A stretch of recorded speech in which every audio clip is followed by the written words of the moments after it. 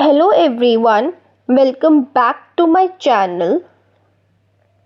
You must have read the thumbnail और आपको idea हो गया होगा कि हम कौन से sentences की बात करेंगे. These sentences are often used in daily life.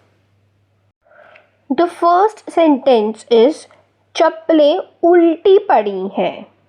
You can say it like the slippers are lying upside down or the slippers are flipped over. Let's understand the meaning of upside down in detail.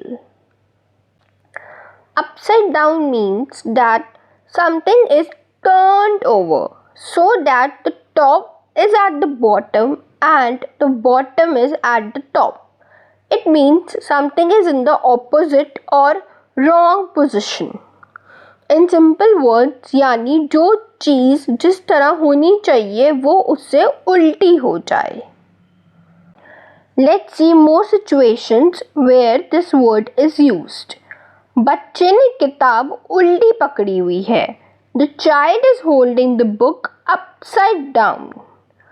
तेज हवा ने छाते को उल्टा कर दिया. The strong wind turned the umbrella upside down. तस्वीर उल्टी लटकी हुई है. The picture is hanging upside down.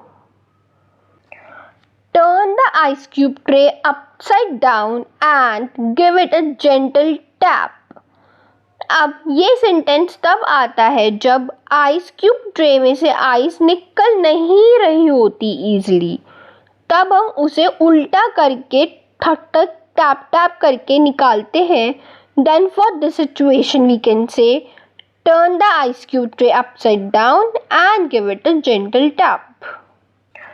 Turn the ketchup bottle upside down and give it a gentle tap. अब ये सेंटेंस तब आता है जब सॉस निकल नहीं रही होती, जब वो ख़त्म होने वाली होती है बॉटल से एंड हम उसे उल्टा करके टैप टैप करते हैं. So we can say turn the ketchup bottle upside down and give it a gentle tap.